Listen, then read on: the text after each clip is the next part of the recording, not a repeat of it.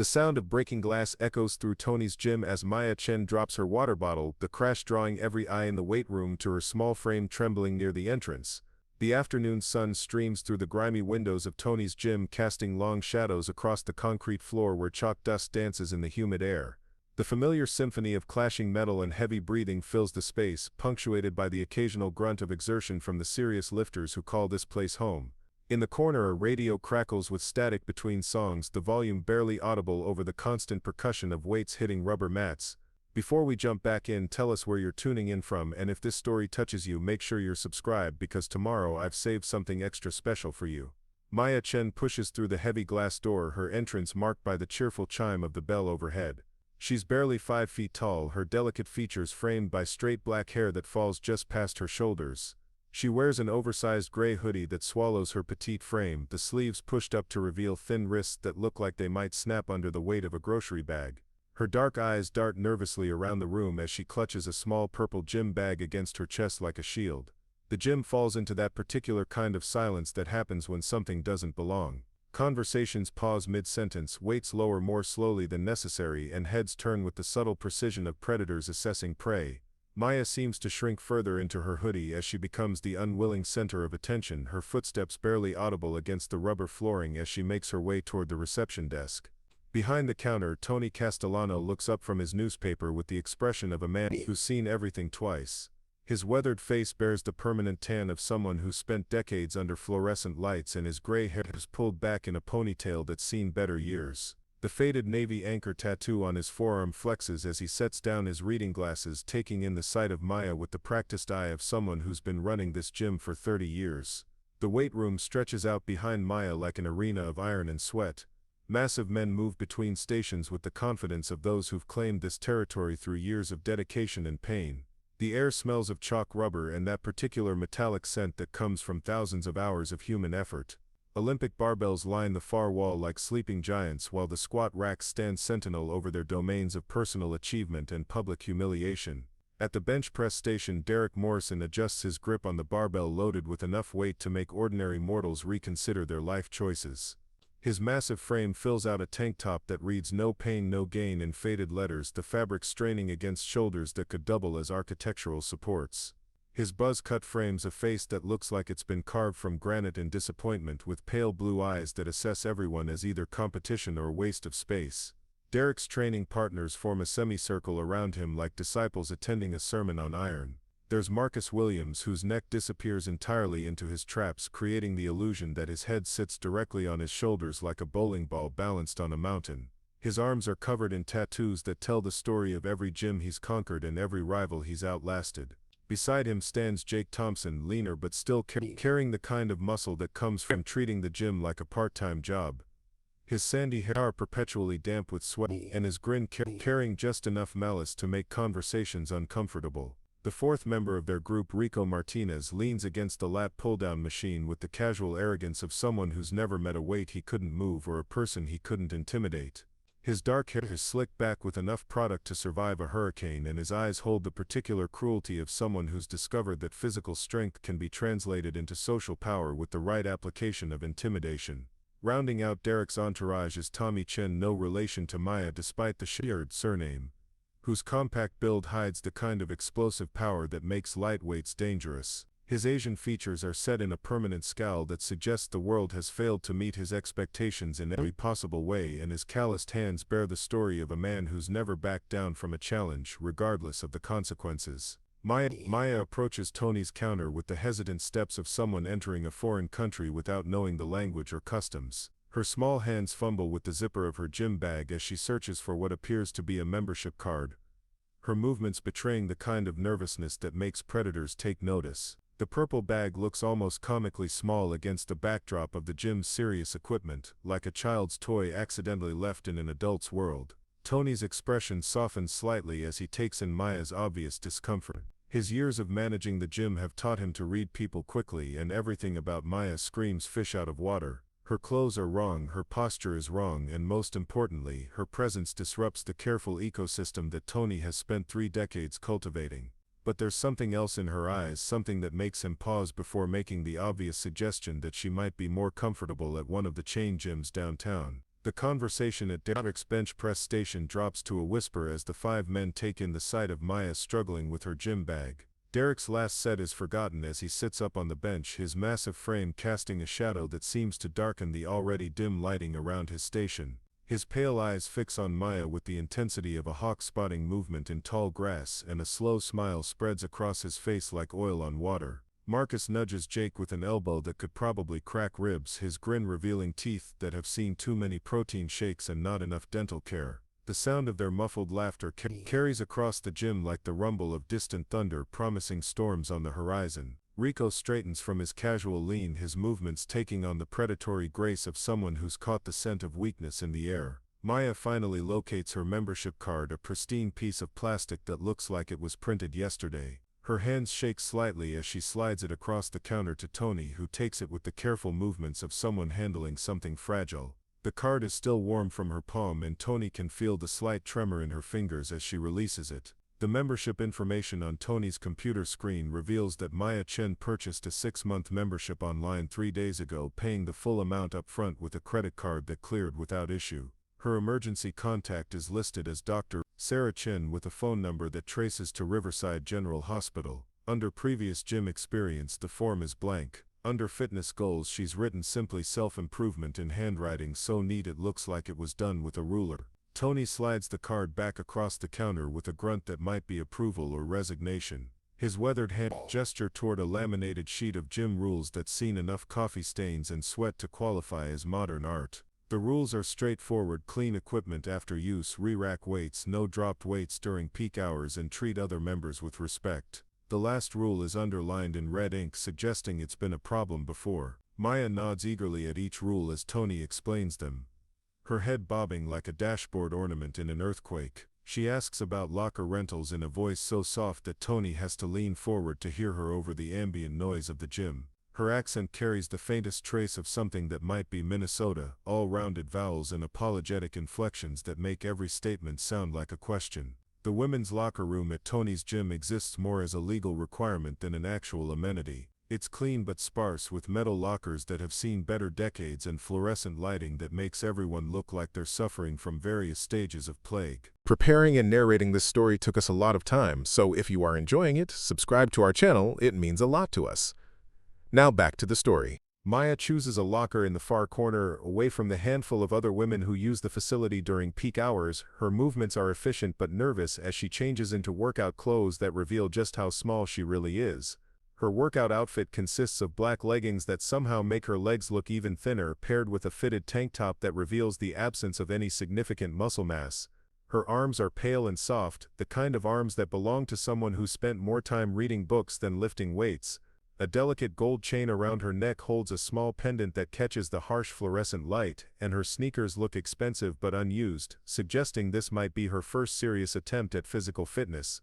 When Maya emerges from the locker room, the weight room has settled back into its regular rhythm, but she can feel the occasional glance from Derek's group like pinpricks of attention on her skin. She approaches the stretching area with the careful steps of someone walking through a minefield, her eyes scanning the various torture devices that masquerade as exercise equipment. The stretching mats are thin pieces of foam that have absorbed years of sweat and determination, arranged in front of a mirror that reflects the entire gym. With unforgiving clarity, Maya selects a mat in the corner and begins what appears to be a routine of basic stretches, her movements careful and controlled. She extends her arms overhead, revealing the full extent of her diminutive frame, then bends forward to touch her toes with the flexibility of someone who's spent years behind a desk. Her stretching routine is methodical but amateurish, the kind of thing someone might learn from watching YouTube videos in their apartment. She holds each position for exactly 30 seconds, counting silently with the discipline of someone following instructions to the letter. Her breathing is controlled but shallow, suggesting nerves rather than athletic conditioning. From his bench press station, Derek watches Maya's stretching routine with the kind of attention usually reserved for traffic accidents. His training partners have abandoned any pretense of actual exercise, their conversation now focused entirely on speculation about what Maya thinks she's doing in their gym.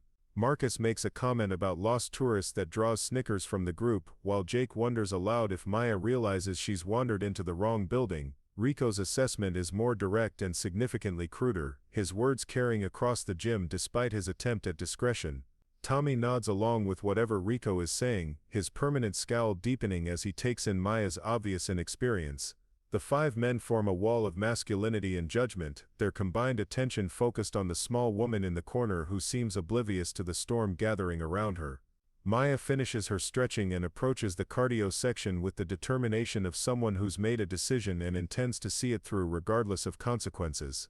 The treadmills at Tony's gym are older models that sound like industrial machinery when they're running, their belts worn smooth by thousands of hours of pounding feet. Maya selects the machine farthest from Derek's group and begins programming what appears to be a conservative walking routine. The treadmill lurches to life with a mechanical wheeze that draws more attention from across the gym. Maya's small form looks almost comical on the large machine, like a child playing with adult equipment. She starts with a gentle walk that gradually increases to what might generously be called a light jog, her breathing becoming slightly labored within the first 5 minutes. Her running form is exactly what you'd expect from someone who learned to exercise from internet videos and good intentions. Her arms pump with mechanical precision but no natural rhythm, and her feet strike the belt with the heavy impact of someone who's never learned to run efficiently. Sweat begins to bead on her forehead despite the relatively low intensity of her workout, and her face takes on the determined expression of someone who's decided that suffering equals progress. Derek's bench press session has devolved into an observation deck for Maya's cardio routine. The five men make no attempt to hide their amusement as they watch her struggle with what should be basic human movement. Marcus times her breathing pattern and announces the results to his friends with the precision of a sports commentator.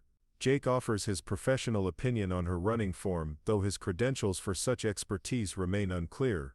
The commentary from Derek's group grows increasingly bold as Maya continues her workout, their voices carrying across the gym with the confidence of men who've never been challenged in their own territory. Rico's observations about Maya's physical capabilities become more graphic and less suitable for public consumption, while Tommy's contributions focus on what he perceives as her complete lack of athletic ability. Maya seems genuinely unaware of the attention she's attracting, her focus entirely on the digital display counting down the minutes until her self-imposed torture ends. Her water bottle sits beside the treadmill and she reaches for it frequently with the desperation of someone who's discovered that fitness requires actual effort. Each sip is followed by a grimace that suggests she's regretting every decision that led to this moment. The gym's other patrons begin to take notice of the situation developing around Maya's cardio session. Several of the older men who frequent Tony's during off-peak hours exchange glances that communicate decades of shared experience with bullies and their victims. A few women near the weight machines slow their routines to keep an eye on Derek's group, their expressions suggesting they've seen this particular movie before and know how it ends. Tony himself emerges from behind his counter with a towel draped over his shoulder, his movements casual but purposeful as he begins making a slow circuit of the gym floor. His route takes him past Derek's bench press station and then around to the cardio area, his presence serving as a reminder that the gym has rules and someone who's willing to enforce them. His weathered face reveals nothing, but his eyes miss nothing as he takes in the developing situation. Maya's 20-minute cardio session stretches toward its conclusion with the agonizing pace of a root canal performed without anesthesia. Her face is flushed with effort and her breathing has become noticeably labored, suggesting that her fitness level is exactly what her appearance would indicate. She checks the timer obsessively, each glance revealing her desperate desire to escape the mechanical torture device she's chosen as her introduction to serious exercise. When the treadmill finally begins its cool-down cycle, Maya nearly collapses with relief. She grips the handrails with white knuckles as the belt slows to a stop, her chest rising and falling with the rhythm of someone who's discovered that cardiovascular fitness can't be downloaded like software. Her legs shake slightly as she steps off the machine, and she has to steady herself against the console before attempting to walk. Derek's group watches Maya's dismount from the treadmill with the focused attention of sharks observing a wounded seal. Her obvious exhaustion from what they would consider a warm-up confirms everything they've assumed about her capabilities and her right to occupy space in their gym. Marcus makes a comment about participation trophies that draws knowing laughter from his friends, while Jake suggests that Maya might be more comfortable at a yoga studio. Maya approaches the free weight area with the hesitant steps of someone entering a sacred space without proper credentials. The dumbbells are arranged in neat rows like sleeping soldiers, their weight increasing in precise increments that tell the story of human ambition and physical limitation. Maya selects what appears to be the lightest weight available, a pair of 5-pound dumbbells that look almost toy-like in her small hands. Her weightlifting routine begins with what might charitably be called bicep curls, though her form suggests she's learned the movement from watching other people rather than receiving actual instruction. Her elbows flare out at angles that would make a physical therapist weep, and her range of motion is limited by what appears to be a combination of inexperience and genuine physical limitation. The 5-pound weights seem to challenge Maya more than they should challenge any adult human being, her face contorting with effort as she completes each repetition with the grim determination of someone climbing a mountain. Her breathing becomes labored again, and sweat begins to form on her forehead despite the relatively light resistance she's working against. Derek's commentary on Maya's weightlifting technique reaches a crescendo of mockery that draws attention from across the gym. His voice carries clearly over the ambient noise as he offers his professional assessment of her form, her strength, and her general fitness for occupying the same air as serious athletes. His friends contribute their own observations with the enthusiasm of critics reviewing a particularly bad movie. The cruelty in their voices begins to draw disapproving looks from other gym members, but no one steps forward to intervene. The unwritten rules of gym culture create a buffer zone around confrontations that most people are reluctant to cross, especially when the aggressors are clearly capable of physical violence. Maya continues her workout in apparent ignorance of the commentary, though a careful observer might notice the slight tightening around her eyes that suggests she's hearing more than she's acknowledging. Rico's contribution to the ongoing critique of Maya's workout crosses the line from mockery into something more sinister, his words carrying implications that make several nearby gym members visibly uncomfortable. His assessment of what Maya should be doing instead of lifting weights draws nervous laughter from Tommy and Jake, while Marcus shifts uncomfortably as if realizing the conversation has moved beyond acceptable bounds.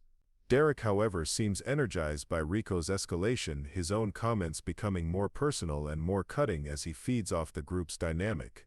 His voice rises slightly, ensuring that his observations about Maya's physical inadequacies carry across the gym to an audience that never asked to be included in his performance of masculinity. Maya finishes her set of bicep curls and moves on to what appears to be lateral raises, her form deteriorating further as fatigue sets in from her earlier cardio session. The 5-pound weights seem to gain mass with each repetition, her arms shaking with effort as she struggles to complete movements that should be well within the capabilities of any healthy adult. Her workout clothes are beginning to show signs of perspiration despite the relatively light intensity of her routine, and her breathing has taken on the labored quality of someone whose cardiovascular system is being asked to perform beyond its current capacity.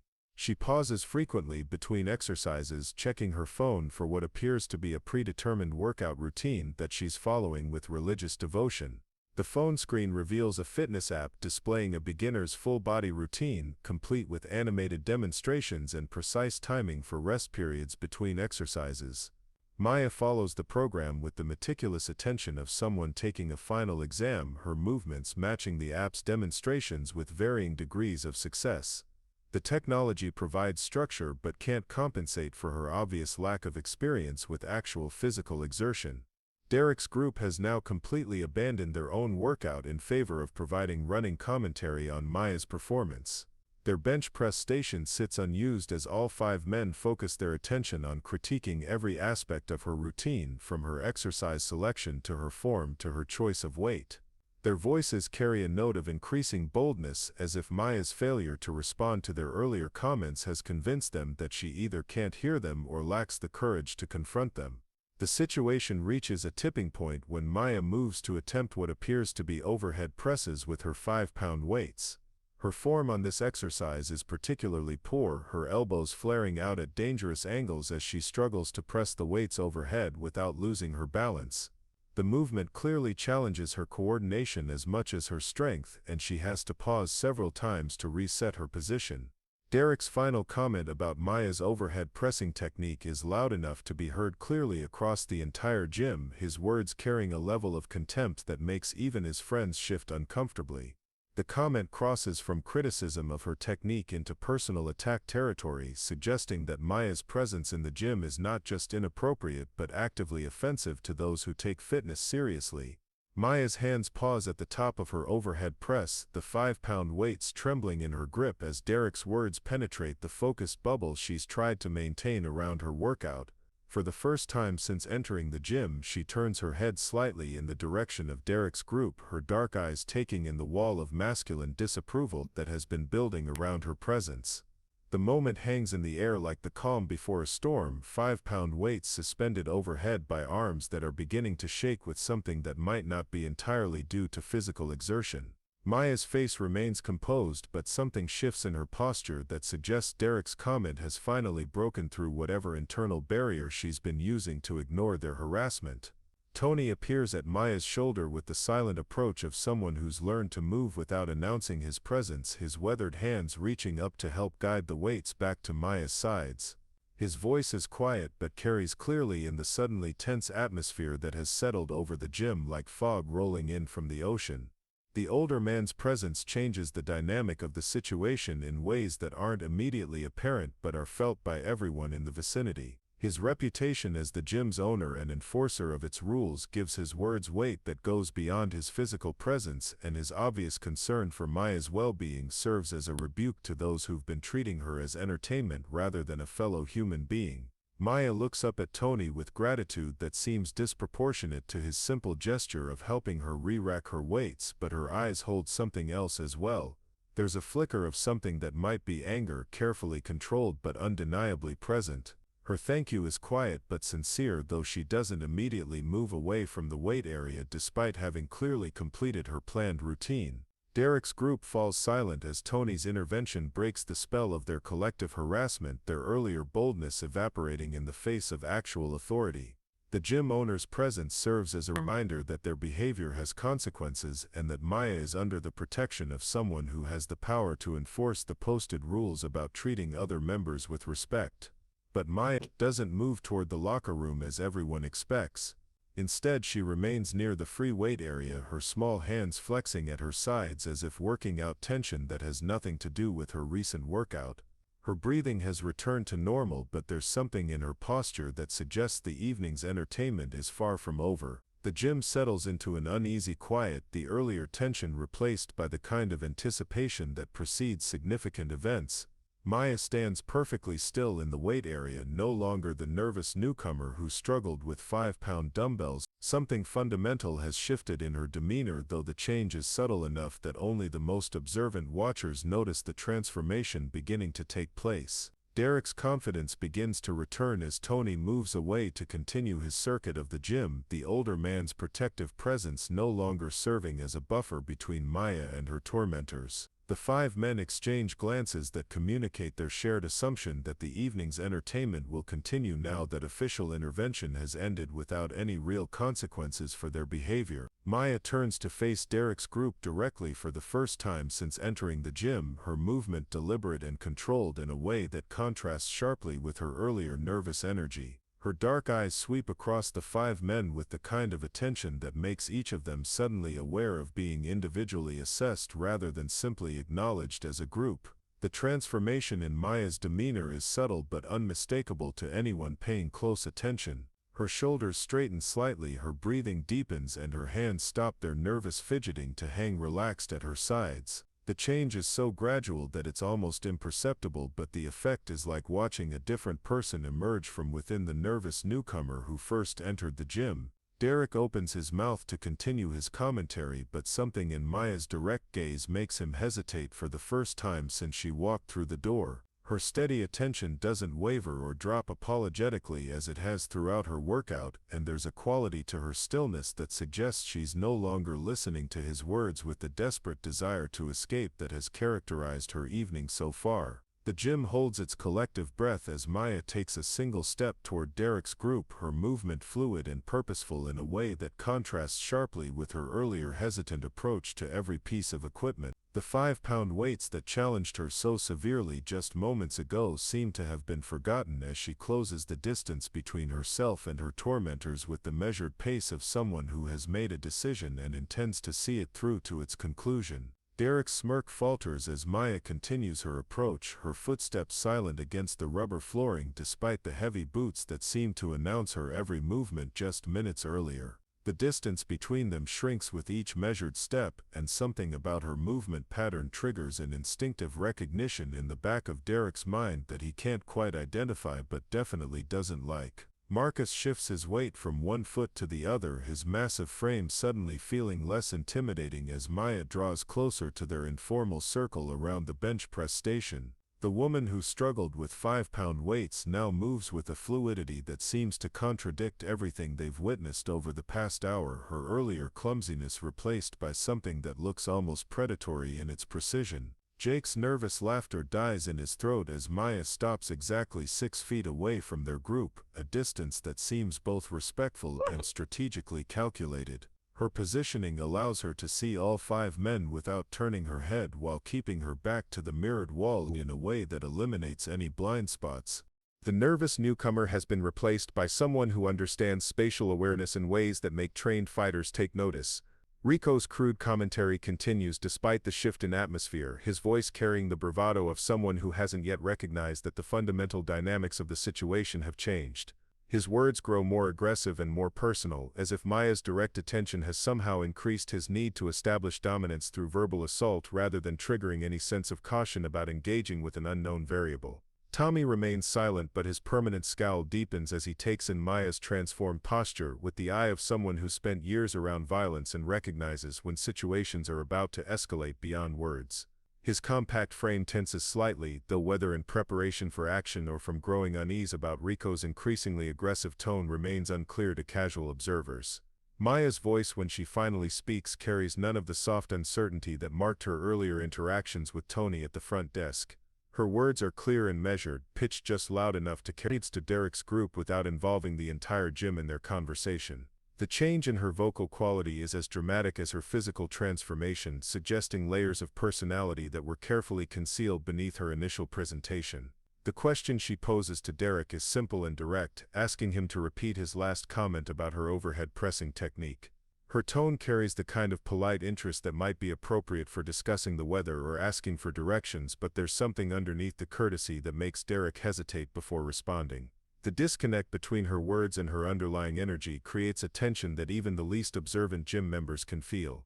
Derek's response comes with less confidence than his earlier commentary, though he attempts to maintain his position of superiority by rephrasing his criticism in terms that he apparently believes are more acceptable now that Maya is listening directly. His words focus on her form and her choice to use weights that are clearly beyond her current capability, though his tone lacks the casual cruelty that characterized his earlier observations. Maya listens to Derek's explanation with the kind of focused attention usually reserved for important lectures or legal depositions. Her head tilts slightly to one side as she processes his words, and her dark eyes never leave his face during his entire response. The intensity of her attention seems to make Derek increasingly uncomfortable, as if he's beginning to realize that he's being evaluated rather than simply heard. The gym's background noise continues around them, but the immediate area around Derek's bench press station has developed the kind of charged atmosphere that precedes significant events. Other gym members begin to position themselves where they can observe the developing confrontation while maintaining plausible deniability about their interest in the proceedings. The careful positioning of bystanders suggests that everyone present has recognized the shift from casual harassment to something more serious. Maya's response to Derek's critique is delivered in the same polite tone, but her words carry implications that make the entire group reassess their understanding of the situation. She thanks Derek for his feedback and asks if he would be willing to demonstrate the proper form for overhead pressing, since he clearly has expertise that could benefit her future workouts at the gym. The request seems innocent enough on the surface, but something about the way Maya phrases it makes Derek's training partners exchange glances that communicate their shared recognition that they're being maneuvered into a position they didn't choose. Her invitation for Derek to demonstrate proper technique carries the weight of a challenge disguised as a learning opportunity, and the distinction between those two things becomes increasingly important as the conversation continues. Derek's attempt to decline Maya's request politely while maintaining his position of authority creates a logical problem that becomes apparent to everyone listening. Having spent the better part of an hour criticizing her technique and questioning her right to occupy the gym space, his sudden reluctance to demonstrate superior knowledge appears to contradict his earlier confidence about his own expertise and her inadequacies. Marcus attempts to rescue Derek from the developing logical trap by suggesting that Maya should focus on mastering basic movements with lighter weights before attempting to learn advanced techniques from more experienced. His intervention is clearly intended to provide Derek with an escape route while maintaining the group's collective position of superiority, but Maya's response indicates that she views his contribution as an expansion of the challenge rather than a resolution of it. Maya's acknowledgement of Marcus's suggestion includes a request for him to demonstrate the basic movements he's recommending, since her obvious inexperience means she could benefit from seeing proper form demonstrated by someone with his level of development. Her words continue to carry the polite interest, but the systematic way she's extending the challenge to include Marcus suggests a strategy that goes beyond simple curiosity about exercise technique. Jake's attempt to redirect the conversation toward Maya's general fitness goals rather than specific technical demonstrations reveals his growing awareness that the group has somehow lost control of a situation that should have remained firmly within their domain. His questions about Maya's background and her reasons for choosing Tony's gym over more beginner-friendly facilities carry an undercurrent of suggestion that she might be happier somewhere else entirely. Maya's answers to Jake's questions provide just enough information to seem responsive while revealing nothing substantive about her background or motivations. She mentions that she's new to the area and chose Tony's gym because of its reputation for serious training, though she doesn't elaborate on how she came to learn about that reputation or what specific aspects of serious training attracted her to this particular facility.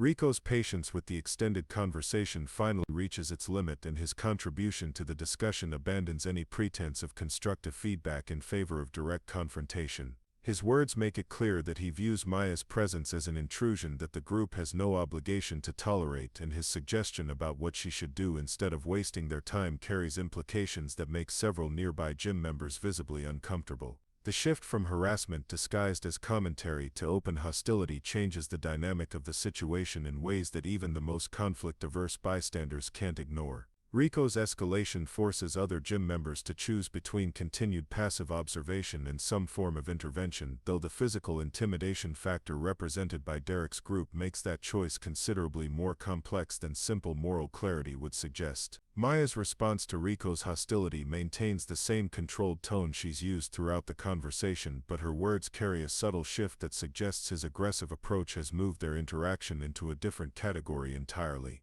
Her observation that Rico seems frustrated by her questions about proper exercise technique reframes his hostility as evidence of insecurity rather than strength, a rhetorical maneuver that visibly impacts his confidence. Tommy's first direct contribution to the conversation comes in the form of support for Rico's position, though his words carry less crude aggression and more straightforward intimidation. His suggestion that Maya should consider whether she's really prepared for the kind of environment that Tony's gym represents sounds like practical advice, but functions as a clear threat about what might happen if she chooses to remain despite their obvious disapproval. The five men now form a loose semicircle around Maya, their positioning intended to create a sense of enclosure without crossing the line into behavior that would definitely trigger intervention from Tony or other gym members. Their body language communicates threat through proximity and size advantage, relying on the intimidation factor of their combined mass to resolve the situation in their favor without requiring direct physical confrontation. Maya's positioning in response to their formation demonstrates an understanding of crowd dynamics that seems inconsistent with her earlier presentation as a naive newcomer. She adjusts her stance slightly to maintain clear sight lines to all five men while keeping her back to the mirrored wall, her movement so subtle that casual observers might not notice the tactical improvement in her defensive position. Derek's decision to reassert his leadership of the group comes through a direct statement that Maya's questions and requests for demonstrations are wasting their training time and disrupting the gym's normal operations. His words carry the authority of someone who considers himself a senior member of the facility's community, and his implication that Maya's presence is the source of the disruption rather than their commentary represents a classic reversal of responsibility for the developing conflict. Maya's acknowledgement of Derek's concern about training time includes an offer to resolve the situation quickly through a simple demonstration that would allow everyone to return to their normal routines without further discussion. Her suggestion that Derek show her proper form for just one exercise, after which she'll leave them alone to continue their workout, sounds reasonable but carries implications that make Derek's group exchange increasingly worried glances. The trap that Maya has constructed becomes apparent to everyone present As Derek faces a choice between demonstrating the expertise he's claimed throughout the evening or admitting that his criticism was unfounded harassment rather than legitimate technical feedback, either option undermines the position of superiority that his group has relied upon to justify their treatment of Maya, and the public nature of the challenge makes private resolution impossible. Marcus's second attempt to provide Derek with an exit strategy suggests that Maya should schedule a proper training session with one of the gym's certified trainers rather than expecting free instruction from members who are focused on their own workouts. His proposal sounds practical and reasonable, but Maya's response indicates that she views certified instruction as separate from the peer that Derek has been offering throughout her workout. Maya's distinction between formal training and informal feedback effectively eliminates Marcus's proposed escape route while maintaining her position that Derek's earlier commentary established him as someone willing to provide technical guidance to other gym members. Her logic is unassailable within the context of the situation Derek created, though the implications of following that logic to its conclusion become increasingly uncomfortable for everyone involved. Jake's growing agitation manifests in more direct language about Maya's intentions and her right to make demands on their time and attention. His suggestion that her questions are deliberately provocative rather than genuinely curious represents the group's first open acknowledgement that they recognize the tactical nature of her approach, though this recognition comes too late to avoid the consequences of their earlier behavior.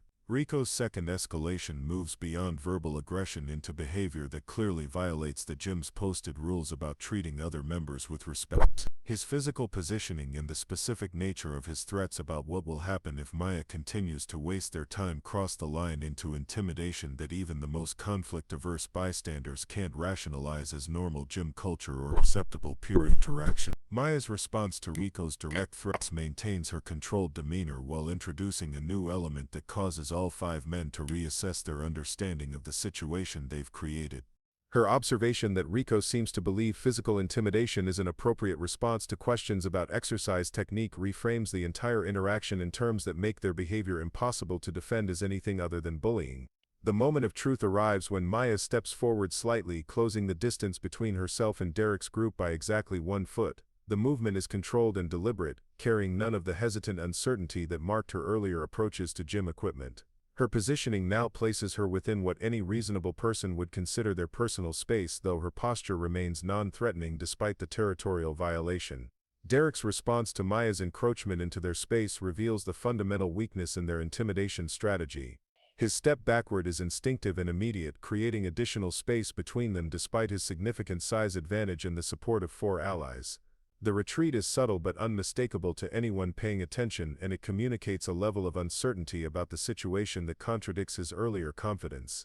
Maya's final question to the group is delivered with the same polite tone she's maintained throughout the conversation, but her words cut through their collective posturing with surgical precision. She asks whether any of them would like to demonstrate proper fighting technique, since they seem so concerned about her form in various physical activities and clearly have expertise they're willing to share with other gym members. The silence that follows Maya's question stretches across the gym like a held breath, broken only by the ambient sounds of other members continuing their workouts in deliberate ignorance of the confrontation developing near the bench press station. The 5 men who seemed so confident when criticizing Maya's weightlifting technique suddenly find themselves facing a challenge that requires them to demonstrate their own capabilities rather than simply critiquing hers. Tommy's nervous laughter is the first sound to break the tension, but the forced quality of his amusement reveals his recognition that Maya's challenge has moved their interaction into territory where their size advantage might not provide the decisive factor they've been counting on.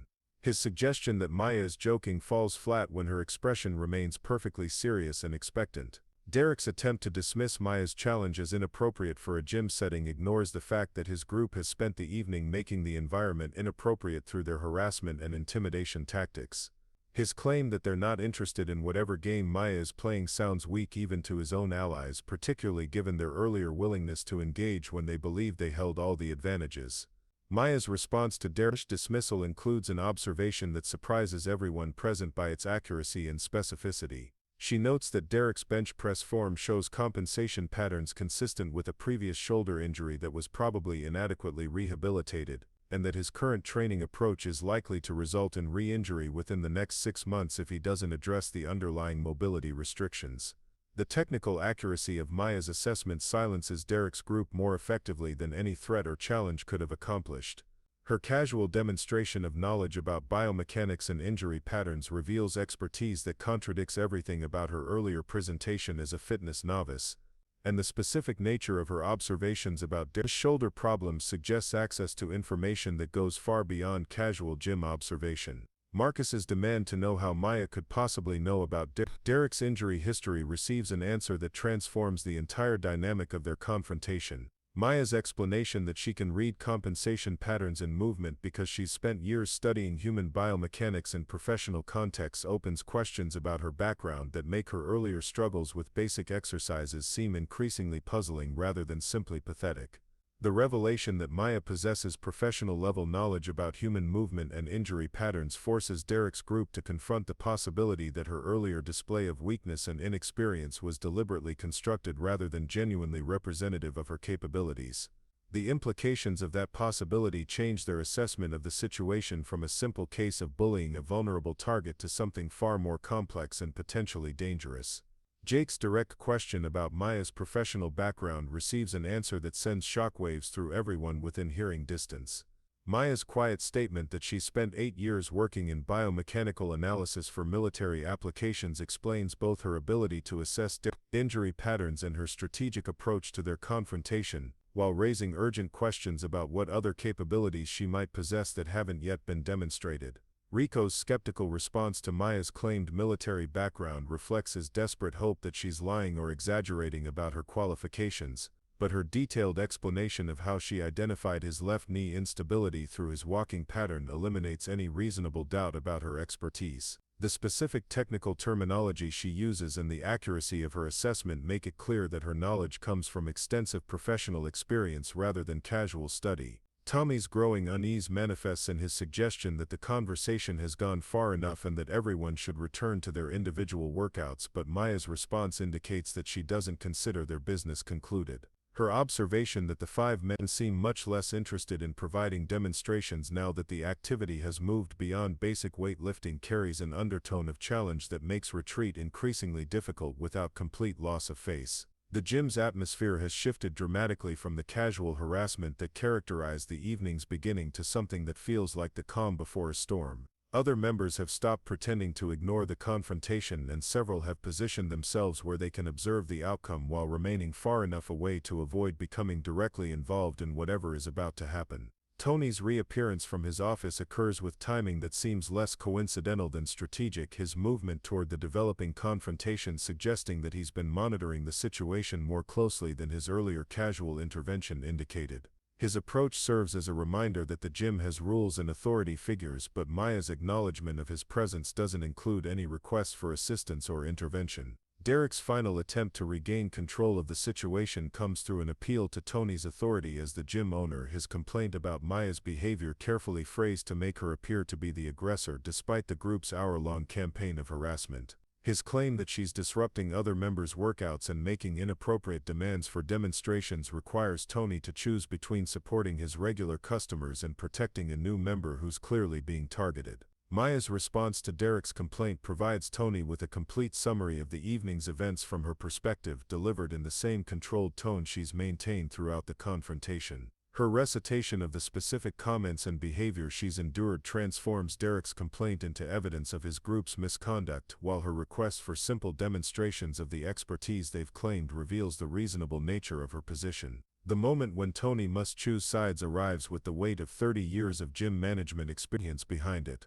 His decision to ask Derek's group to demonstrate proper exercise form for Maya as a condition of continuing to use his facility effectively ends any possibility of de-escalation. While establishing that he considers Maya's challenges to be legitimate responses to their behavior rather than inappropriate provocations. Derek's face flushes with anger and embarrassment as he realizes that Tony's intervention has eliminated his group's ability to retreat without completely destroying their reputation within the gym community. The choice between accepting Maya's challenge and leaving the facility entirely represents a corner that they painted themselves into through their own misconduct, and the public nature of the decision makes private resolution impossible. The silence that follows Tony's ultimatum stretches taut with anticipation as 5 men who built their identities around physical intimidation face the possibility that their carefully constructed personas might be about to crumble in front of an audience that includes everyone they've been trying to impress for years. Maya waits patiently for their decision, her composed stillness suggesting that she's prepared for whatever choice they make.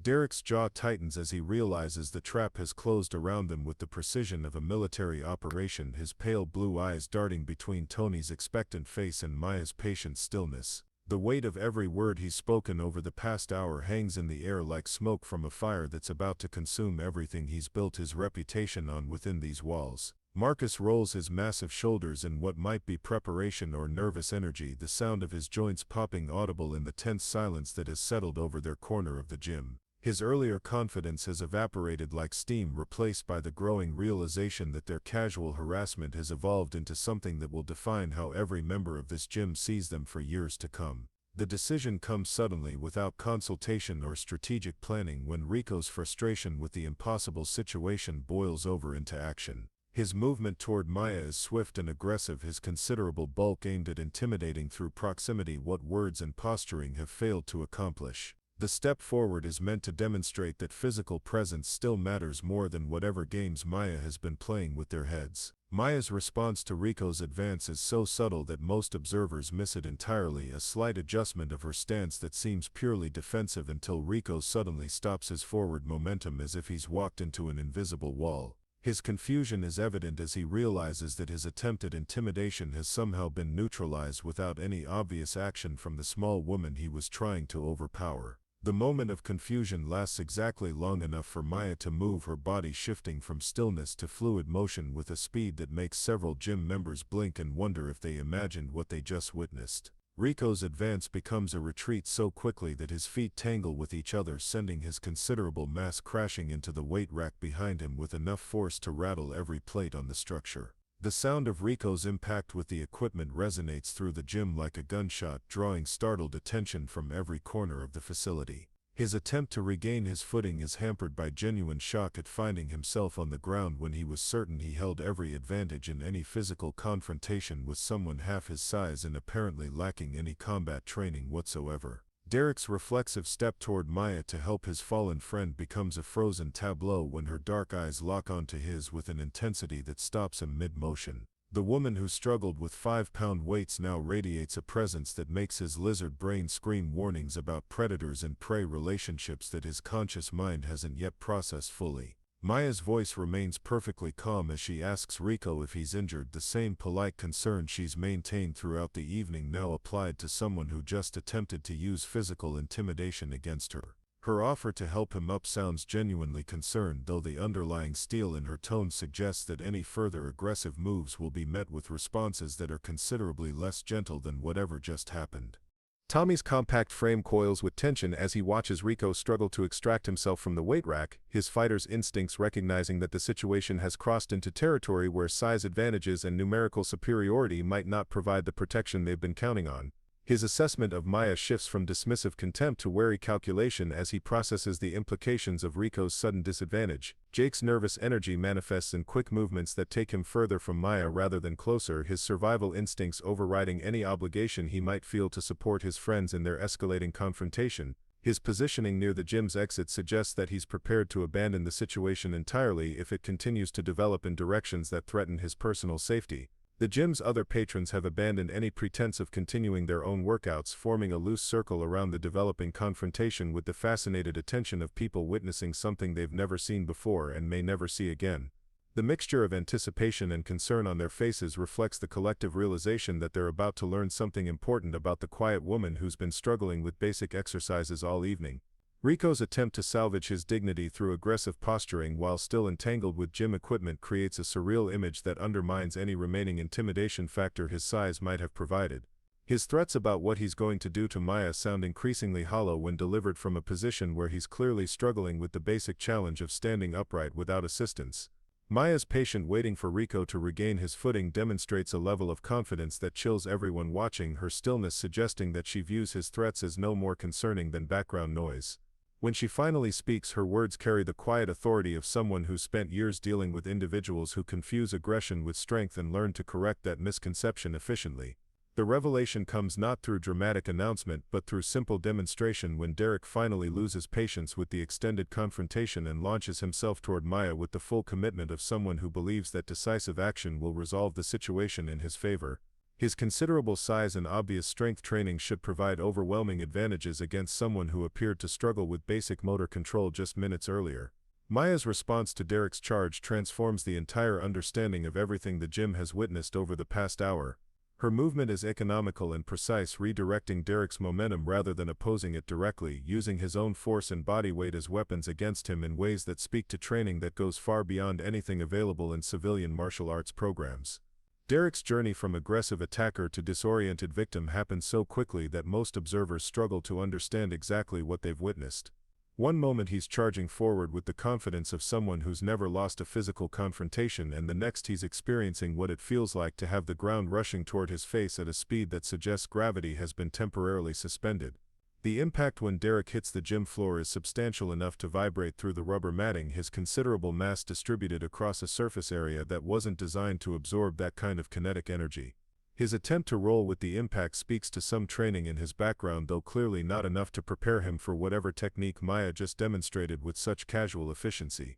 Marcus's advance toward the developing melee is more cautious than his friend's earlier attempts, his experience with violence teaching him to assess threats more carefully than simple size comparisons would suggest. His approach to Maya carries the measured quality of someone who recognizes that the situation has moved beyond casual intimidation into territory where serious injury becomes a real possibility for everyone involved. Maya's acknowledgement of Marcus's approach includes a polite request for him to reconsider his decision to join the confrontation, her tone suggesting that she views his participation as unnecessary escalation rather than inevitable conflict. The offer she makes him to walk away without consequences sounds genuine, though the underlying implication is that those consequences will become unavoidable if he chooses to continue forward. Marcus's response to Maya's warning reveals the fundamental problem that has driven the evening's events from harassment to violence. His need to maintain face in front of his friends and the watching gym members overrides his growing awareness that Maya represents a level of threat that none of them anticipated when they began their campaign of intimidation and mockery. The engagement between Marcus and Maya unfolds with a technical precision that transforms the gym floor into a demonstration of applied physics and human biomechanics. Marcus's size and strength advantages become liabilities when redirected through leverage points and momentum traits that his conventional training never prepared him to counter or even recognize as threats. Maya's handling of Marcus's attack demonstrates capabilities that go far beyond basic self-defense, her movements flowing with the kind of efficiency that comes from thousands of hours of training under conditions where mistakes carry lethal consequences. The techniques she employs speak to military combat systems designed for battlefield effectiveness rather than sporting competition or civilian protection. Marcus's descent to join Derek on the gym floor happens with slightly more grace than his friend's earlier journey, though the end result is equally decisive. His ability to maintain consciousness through the experience suggests either superior conditioning or Maya's deliberate choice to use less force than the situation might have justified under different circumstances. Tommy's decision to engage comes after watching two significantly larger men neutralized with techniques he's never encountered despite years of training in various combat sports. His compact frame and obvious fighting experience suggest that he might provide more effective opposition than size alone could offer, though his cautious approach indicates healthy respect for what he's already witnessed. Maya's response to Tommy's more technical approach reveals additional layers of her capabilities, her defensive positioning and counter-attack options adapting to face someone with actual training rather than simple size and aggression. The engagement becomes a brief but intense exchange of technique versus technique, training versus training, with the outcome determined by factors that go beyond physical attributes. Tommy's realization that he's outmatched comes through direct experience with techniques that his conventional training never covered. Martial applications that bridge the gap between sporting competition and combat effectiveness in ways that redefine his understanding of what constitutes adequate preparation for violence. His journey to the floor is the most technically complex of the evening, involving multiple momentum changes and leverage applications.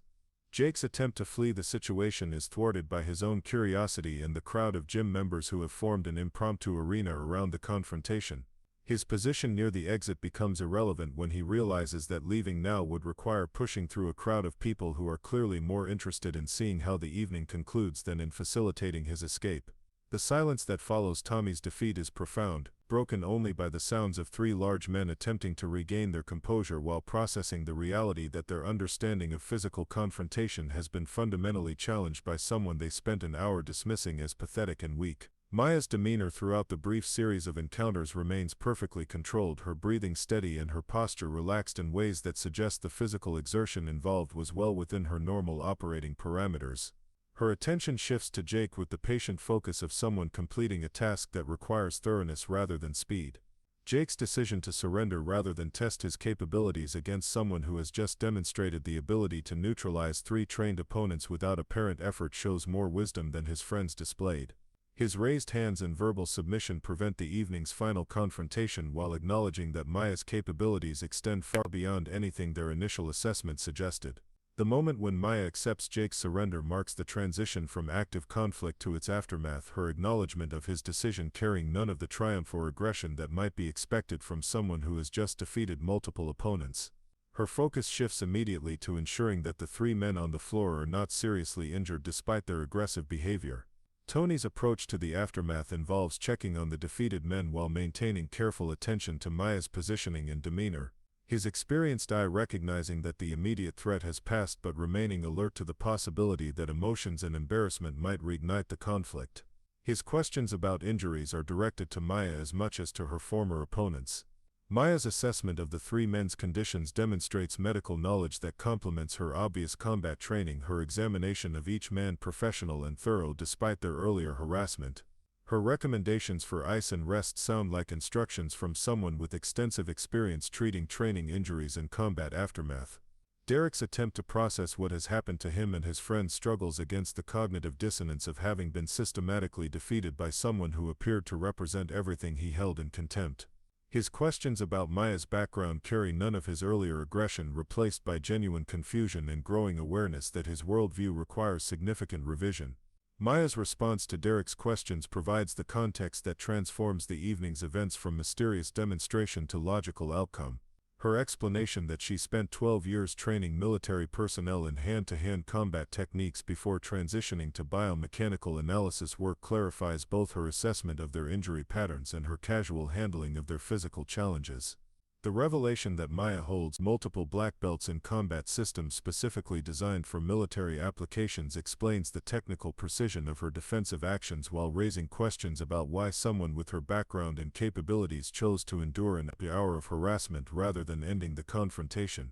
At its beginning, Marcus's inquiry about Maya's decision to allow their harassment to continue receives an answer that challenges everyone present to reconsider their understanding of strength, patience, and the appropriate response to aggression. Maya's explanation that she hoped they would choose to stop their behavior without requiring physical intervention speaks to principles that prioritize de-escalation over demonstration of superior capability.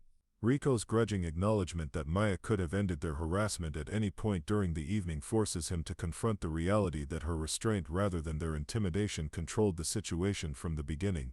His recognition that she chose to endure their verbal abuse while possessing the capability to stop it immediately reframes the entire encounter in terms that make their behavior appear even more reprehensible than it seemed originally.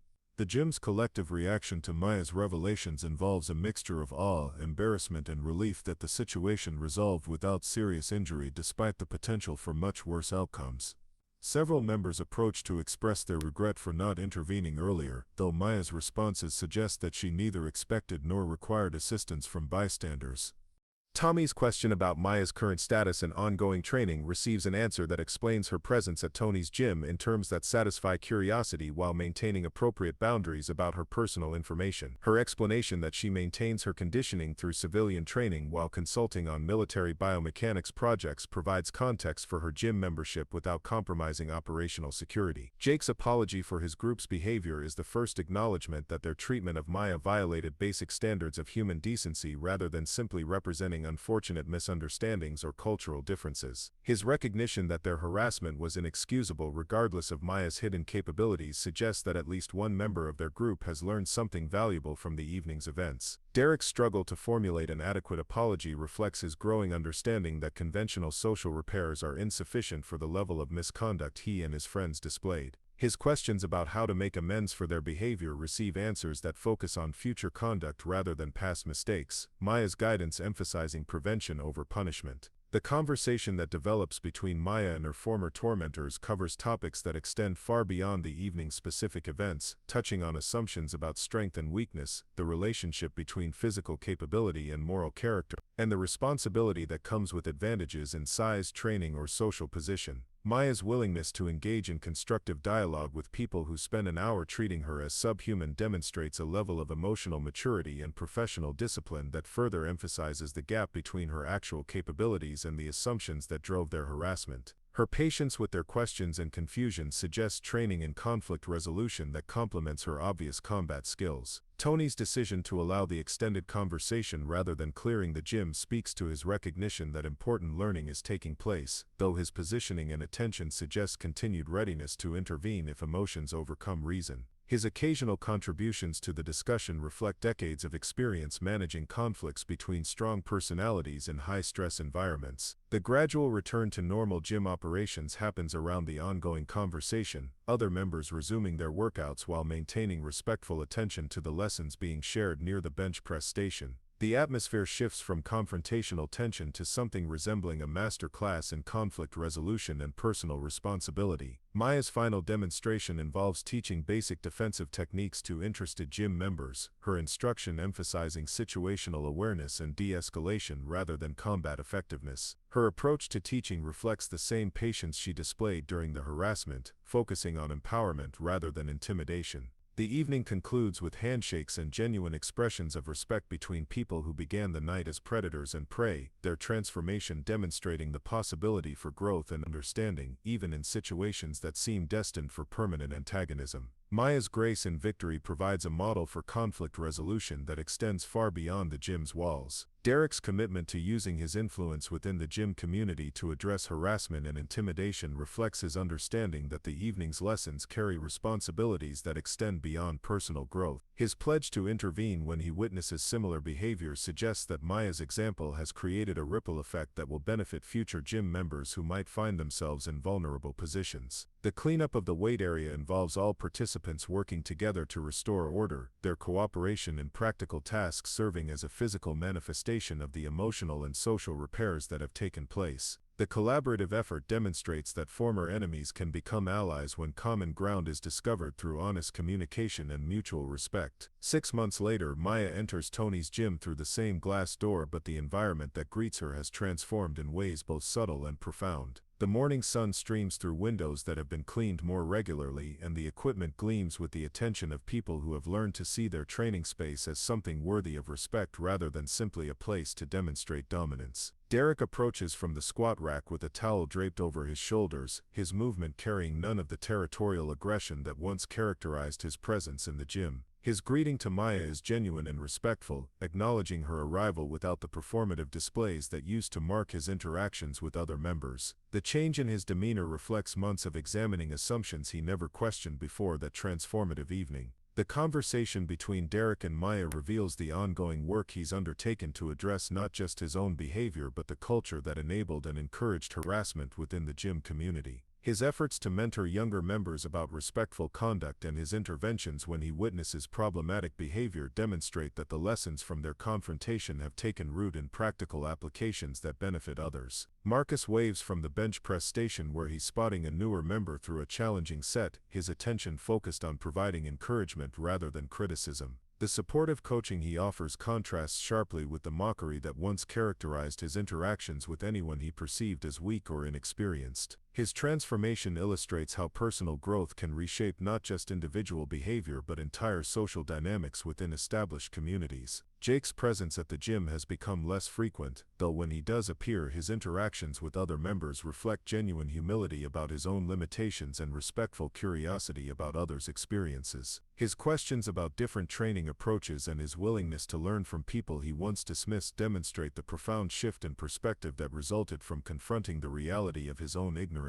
and cruelty. Rico's absence from the gym speaks to his inability to process the lessons of that evening in constructive ways, his ego too fragile to withstand the revelation that his understanding of strength was fundamentally flawed. Several members mention that he's been seen at other facilities, apparently attempting to recreate the dominance he once felt at Tony's without engaging in the self-reflection that might have allowed genuine growth. Tommy has embraced a role as an informal mediator when conflicts arise between members, his compact frame and obvious fighting skills providing credibility when he intervenes to de-escalate situations before they reach confrontational stages. His approach emphasizes communication and mutual respect, reflecting his hard-won understanding that true strength often involves restraint rather than demonstration of physical capability. The newer members who have joined Tony's gym benefit from an environment where harassment and intimidation are actively discouraged by established members who remember the lessons of Maya's example. The culture shift has created a space where people feel safe to struggle with unfamiliar exercises and ask questions without fear of mockery or judgment from those with more experience. Maya's workout routine has evolved to incorporate the social aspects of gym culture that were hidden from her during that first hostile visit, her conversations with other members revealing shared interests and mutual support that enhance the physical benefits of training.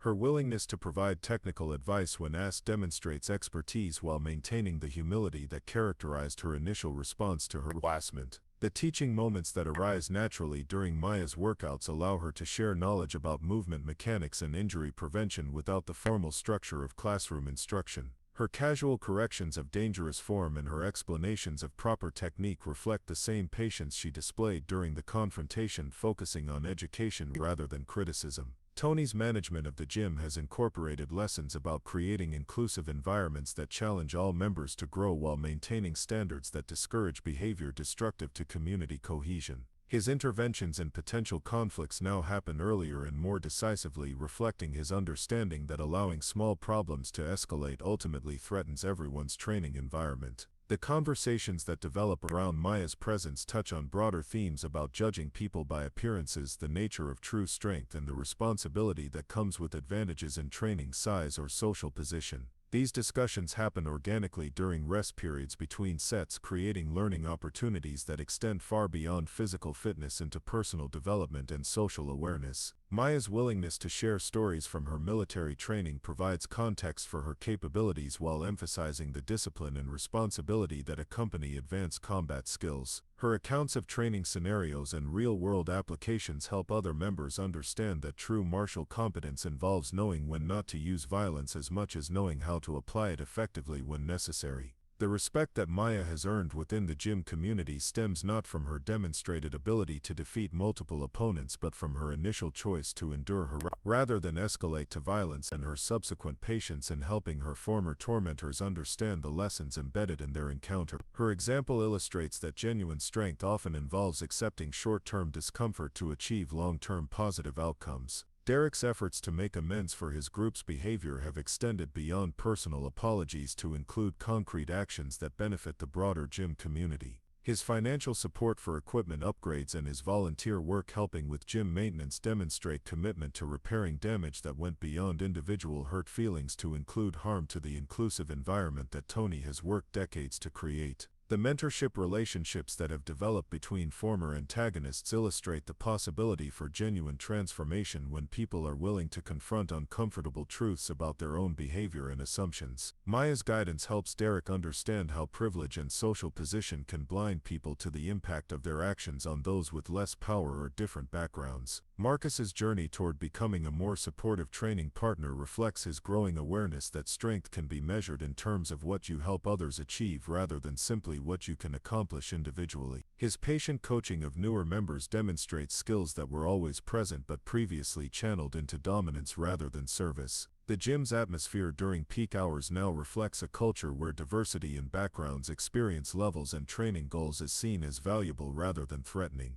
The conversations that happen between sets cover topics that extend far beyond fitness, creating connections between people who might never have interacted in other social contexts. Maya's integration into the gym's social fabric illustrates how patient persistence can overcome initial hostility when it's based on ignorance rather than genuine malice. Her example demonstrates that responding to aggression with measured restraint rather than immediate retaliation can create opportunities for education and growth that benefit entire communities. The legacy of that confrontational evening lives not in stories about physical combat but in the ongoing commitment of gym members to treat each other with dignity regardless of differences in capability, experience, or background. The cultural shift represents a victory for principles that extend far beyond any individual conflict or personal satisfaction. Maya's continued presence at Tony's gym serves as a living reminder that assumptions about strength and weakness are often wrong, and that the most powerful response to harassment and intimidation might be the patient endurance that creates opportunities for those responsible to learn better ways of being in the world. The transformation of Derek's group from tormentors to allies demonstrates that even people who engage in cruel behavior are capable of growth when confronted with the consequences of their actions and provided with models for more constructive approaches to strengthen community membership. Tony's pride in the gym's evolved culture reflects his understanding that creating truly inclusive environments requires ongoing vigilance and commitment from everyone involved, not just policy statements or rules posted on walls. The practical application of respect and mutual support creates lasting change that benefits all members. The ripple effects of Maya's example extend beyond Tony's gym through the members who carry lessons about dignity, respect, and true strength into other areas of their lives. The impact of choosing patience over immediate gratification and education over punishment continues to generate positive outcomes long after the original confrontation ended. Maya's story at Tony's gym concludes not with dramatic reconciliation or tearful forgiveness but with the quiet satisfaction of seeing a community grow stronger through shared commitment to treating all members as worthy of respect regardless of their apparent capabilities or backgrounds. In the end, the evening that began with cruel mockery of perceived weakness became a foundation for building genuine strength through mutual support, honest self-examination, and the patient work of creating environments where everyone can grow. The true victory belongs not to any individual but to the entire community that chose learning over ego and growth over stagnation. The lesson that emerges from Maya's experience transcends the specifics of gym culture or martial arts training to touch on fundamental questions about how we treat each other when we think no one is watching and no consequences will follow. Her example suggests that the strongest response to cruelty might be the patience to help cruel people become better versions of themselves. Years from now, when new members join Tony's gym and benefit from its supportive culture, few will know the story of the evening when everything changed. But the legacy of those lessons will continue in every respectful interaction, every patient coaching session, and every moment when someone chooses to build others up rather than tear them down. 2 years after the encounter that reshaped Tony's gym, Maya stands before a packed auditorium at the regional conference on workplace violence prevention. Her presentation slides display statistics about harassment and its impact on victims, but her words carry the weight of lived experience rather than academic theory. The audience includes corporate managers, law enforcement officers, and military personnel who have come to learn from someone whose approach to conflict resolution has gained national attention through word-of-mouth recommendations rather than publicity campaigns. Maya's reputation for transforming hostile environments through patient persistence has spread through professional networks that value results over rhetoric. Derek sits in the front row, his presence at the conference representing a journey that began with humiliation and evolved into genuine advocacy for inclusive workplace cultures. His company now contracts Maya's consulting firm to conduct training programs that address harassment before it escalates to crisis levels, and his testimonial about personal transformation carries credibility that academic presentations often lack. The questions from the audience reveal the universal nature of the challenges Maya addresses, with participants describing situations that mirror the dynamics at Tony's gym but occur in offices, construction sites, and military units. Her responses emphasize practical strategies for de-escalation and the long-term benefits of choosing education over immediate retaliation when circumstances allow for such patience. Maya's closing remarks focus on the paradox that true strength often looks like weakness to those who confuse aggression with power, and that the most profound victories happen when former enemies become allies through understanding rather than defeat. Her message resonates with audience members who recognize similar dynamics in their own professional environments. The standing ovation that concludes Maya's presentation reflects more than appreciation for her speaking skills, acknowledging her demonstration that individual choices about how to respond to cruelty can create ripple effects that transform entire communities. The sustained applause carries the recognition that her example offers hope for addressing conflicts that many considered intractable. During the networking session that follows, Maya connects with participants who share stories about implementing her strategies in their own challenging environments. The conversations reveal that her approach has been adapted successfully across diverse settings, from military training facilities to corporate boardrooms to neighborhood community centers. A young woman approaches Maya with trembling hands, describing her experience with workplace harassment that mirrors the beginning of Maya's gym story. Her questions about finding courage to endure while working toward positive change receive answers that emphasize the importance of documenting incidents, building support networks, and recognizing that patience doesn't mean accepting abuse indefinitely. The private conversation between Maya and Derek outside the conference venue provides insight into the ongoing work of personal transformation that began with their confrontation. Derek's account of intervening in situations where he witnesses harassment demonstrates that the lessons learned through humiliation have been channeled into protecting others rather than simply avoiding future embarrassment. Maya's reflection on the unexpected trajectory of her life since that evening at Tony's gym reveals surprise at discovering her calling as an educator and consultant.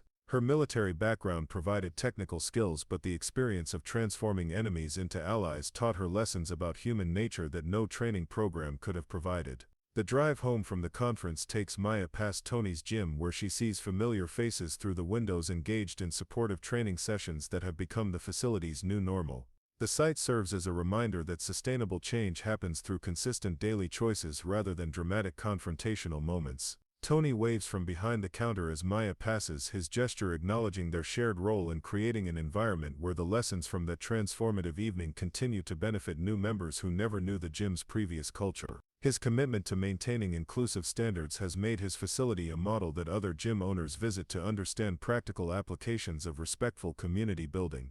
The final image shows Maya at her home office reviewing proposals from organizations seeking her guidance in addressing harassment and building more inclusive environments. Her calendar displays speaking engagements scheduled months in advance, evidence that her patient approach to conflict transformation has found receptive audiences across multiple sectors. The phone call that interrupts her work comes from a military base commander describing a situation involving harassment of female personnel, seeking Maya's expertise in addressing the problem without destroying careers or unit cohesion. Her acceptance of the assignment represents the ongoing application of lessons learned through personal experience, with choosing patience over immediate gratification. Maya's story concludes not with perfect resolution but with the understanding that transforming hearts and minds requires sustained effort over time, and that the most lasting victories happen when former adversaries become advocates for the same principles they once violated. Her example demonstrates that choosing the harder path of education over the easier path of revenge can create positive change that extends far beyond individual satisfaction. The legacy lives in every person who chooses to respond to cruelty with patience when circumstances allow, every bystander who intervenes to protect vulnerable individuals, and every former aggressor who learns to channel strength toward building others up rather than tearing them down. Maya's influence continues to spread through networks of people committed to creating environments where everyone can thrive regardless of their apparent capabilities or backgrounds. The true measure of Maya's impact appears not in the enemies she defeated but in the allies she created, demonstrating that the strongest individuals are often those who possess the restraint to help others discover their own capacity for growth and transformation. Her story serves as a reminder that we all carry the power to choose responses that either perpetuate cycles of cruelty or break them through patient commitment to something better. Up next, you've got two more standout stories right on your screen. If this one hit the mark, you won't want to pass these up, just click and check them out.